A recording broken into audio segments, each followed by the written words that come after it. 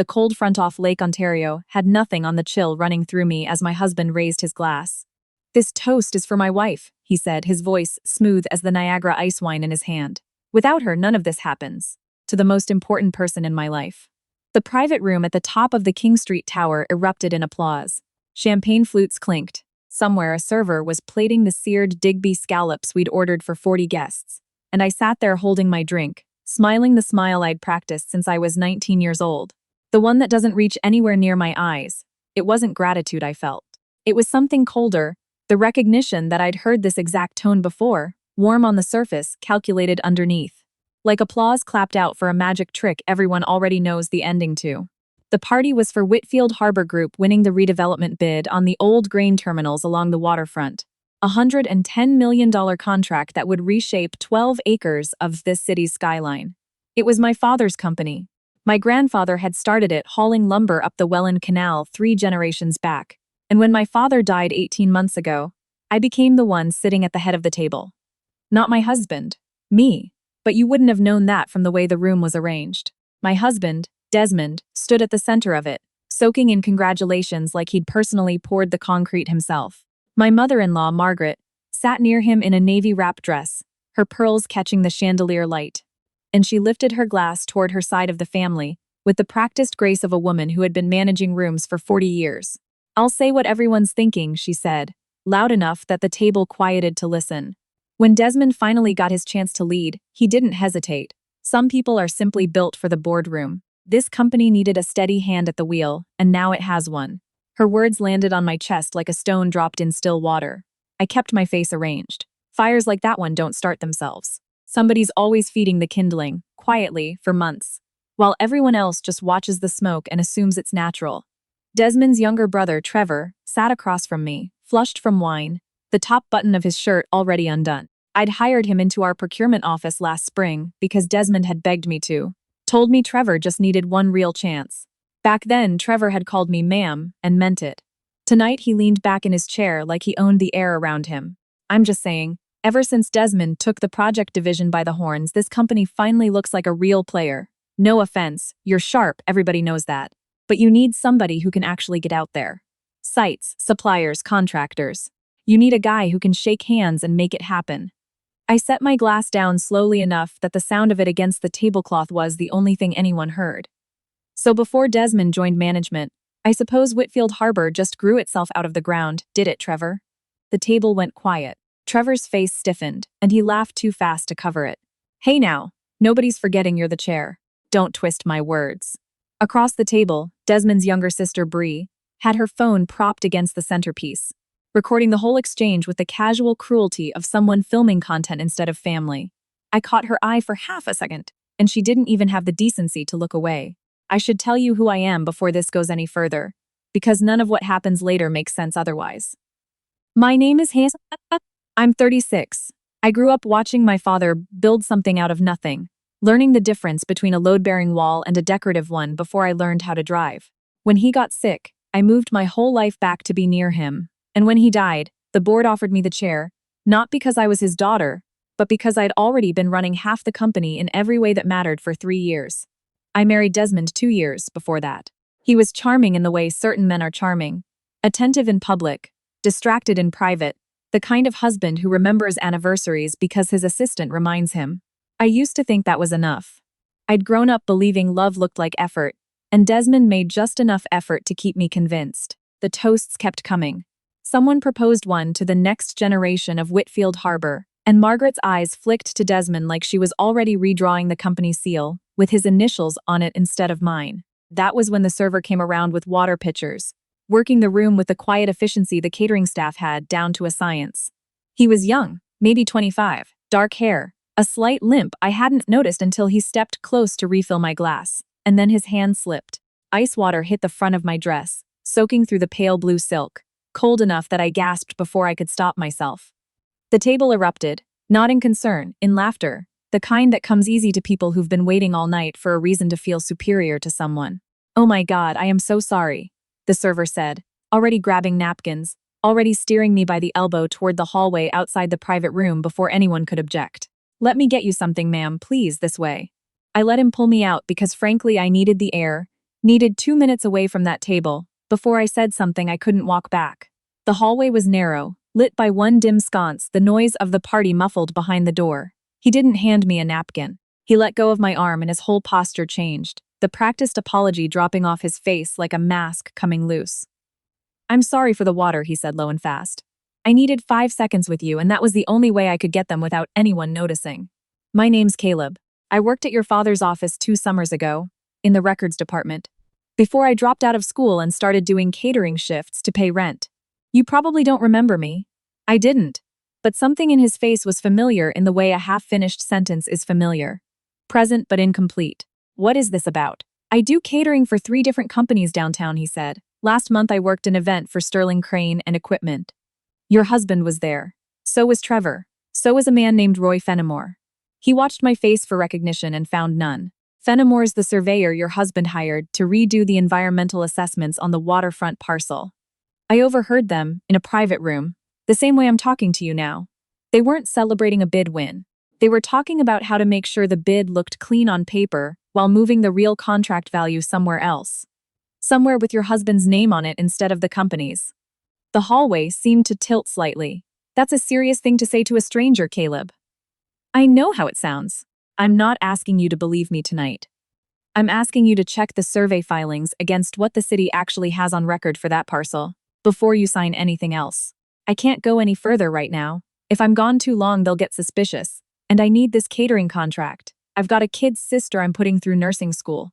He pressed a folded napkin into my hand. There was a phone number written inside it in pen, smudged slightly from the water. "Text me if you want. I'm not asking for anything." I just couldn't sit there and watch and say nothing. He was gone before I could answer, back through the door with a tray balanced on one hand like none of it had happened. I stood in that hallway for a full minute with a wet dress and a strange man's phone number in my fist, and for the first time all evening, the cold I felt wasn't from the water. I went back in. I smiled through the rest of the dinner. I let Desmond's hand rest on the small of my back while photographs were taken for the company newsletter. But that night, lying awake next to a husband who'd fallen asleep, within minutes of his head hitting the pillow. Satisfied with his evening, I pulled up the municipal property records on my phone under the blanket and started reading.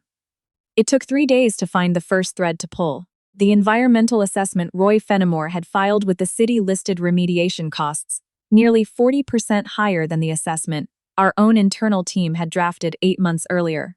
The one I had personally reviewed and approved before my father passed. 40% on a $110 million project wasn't a rounding error. It was somewhere north of $4 million, and it had been quietly rerouted through a numbered consulting company, registered in Alberta with an address that, when I looked closer, belonged to a strip mall mailbox service outside Calgary. I didn't say anything to Desmond. I'd learned that much from watching my father run a boardroom for 30 years. You don't tip your hand until you know exactly what cards everyone else is holding. I texted Caleb on a burner number I bought with cash, because by then I trusted absolutely no one in my own house, with a phone that had my real name attached to it. We met at a coffee shop in the East End, far enough from downtown that nobody from Whitfield Harbor would wander in by accident. He showed up in a hoodie instead of his catering uniform, looking younger and more tired than he had in that hallway.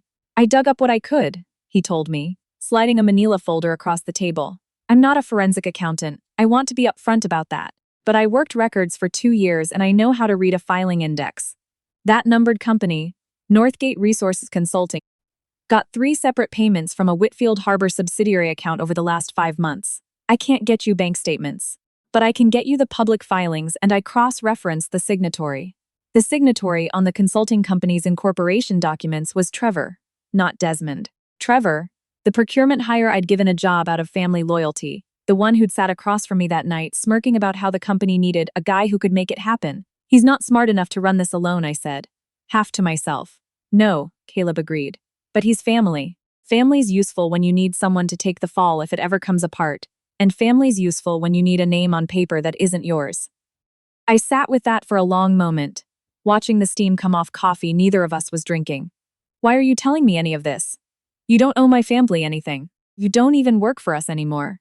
He was quiet for a second. "Your dad gave me my first real job when I was 19. Fresh out of foster care. No references, nothing. Everyone else wouldn't even look at my application twice. He sat me down himself and told me the company didn't care where I came from, Only what I did with the chance. I never forgot that. When I saw what they were doing to his company, and to his daughter, I couldn't just keep refilling water glasses and pretend I hadn't heard anything. I didn't cry in front of him. I waited until I was alone in my car in the parking lot, and then I let myself feel everything I'd been holding since that toast.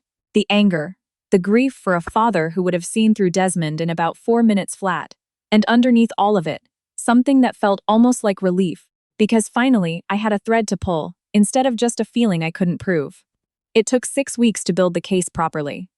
I brought in an external forensic accountant under the cover story of a routine year-end audit, so nobody at the company would think anything was unusual. I quietly pulled Trevor's procurement approvals going back 14 months and found a pattern of inflated vendor invoices that had been sliding past internal controls, because as chair, I'd been the one signing off on his department's summary reports without digging line by line. Exactly the kind of blind trust you extend to family until you have a reason not to. I found 2 more shell entities. I found a pattern of texts between Desmond and Roy Fenimore that Caleb helped me understand the timeline of, even though he never once asked to see anything confidential himself. Every piece of real evidence I gathered myself, through channels that would hold up, because I needed this airtight, not just satisfying. The hardest part wasn't the spreadsheets. It was sitting across from Desmond at breakfast every morning for 6 weeks, passing him the orange juice, listening to him complain about traffic on the Gardener, and saying nothing while I quietly built the case that would end my marriage and very possibly end his freedom. Margaret noticed something was different before Desmond did. Mothers usually do. "You've been distant," she said to me one Sunday, over a dinner I'd almost canceled 3 times. "Is everything all right with you and Desmond?" "Everything's fine," I told her, and smiled the way I'd been taught to smile my whole life. The board meeting where it all came apart wasn't dramatic in the way you'd expect. I didn't stand up and shout. I'd learned that from my father too. The quietest voice in the room is the one people lean in to hear. I'd called a special session, told the board it concerned a compliance review of the waterfront project, which was technically true.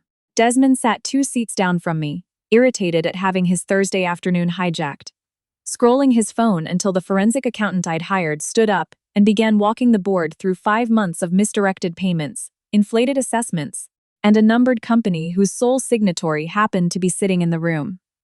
I watched the color leave Trevor's face first. Desmond's came a few seconds later, when he understood that whatever Trevor had told him about how careful they'd been clearly hadn't been careful enough. "This is insane," Desmond said, standing up so fast his chair nearly tipped. "Helena, what is this? You're going to embarrass this family over some misunderstanding with numbers?" "It's not a misunderstanding," I said. "It's $4.1 million, and your brother's signature is on every shell company that received it. I gave the board copies an hour ago. They've already voted to refer the matter to outside counsel and, separately, to the police." Margaret's pearls seemed to lose their shine somewhere in that silence. She didn't say a word in her son's defense, which told me everything about how much of this she'd suspected and chosen not to ask about.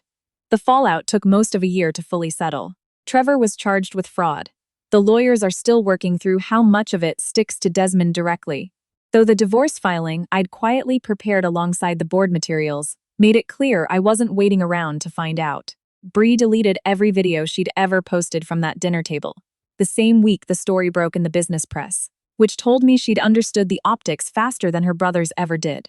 I kept the company. The board reaffirmed me as chair unanimously, and for the first time since my father's funeral, nobody in that boardroom looked at me like an asterisk next to somebody else's name. I texted Caleb before I told almost anyone else. I asked him to come by the office properly this time, no spilled water required. He showed up in the same hoodie, looking like he expected to be in trouble for something.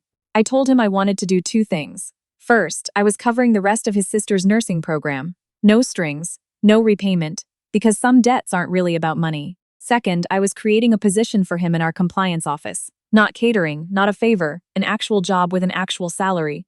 Because anyone sharp enough to read a filing index, and brave enough to risk his own paycheck to do the right thing, was exactly the kind of person I wanted on my side of the table from now on. He tried to argue he wasn't qualified. I told him my father didn't care where people came from either, only what they did with the chance, and that I intended to keep that part of the company exactly the way I'd inherited it. Last month, at the ribbon cutting for the first completed phase of the waterfront project, I stood at a podium overlooking the lake, the cranes finally still after 18 months of construction. And I thought about that night at the top of the King Street Tower. The toast that wasn't really for me, the applause that sounded like nails going into wood. Caleb stood near the back of the crowd in a proper suit this time, compliance badge clipped to his jacket, and when our eyes met, he gave me a small nod, the kind two people share when they both know exactly what it took to get here. I lifted my own glass that day, to no one's permission but my own, and I didn't need anyone's voice but mine to carry across the room.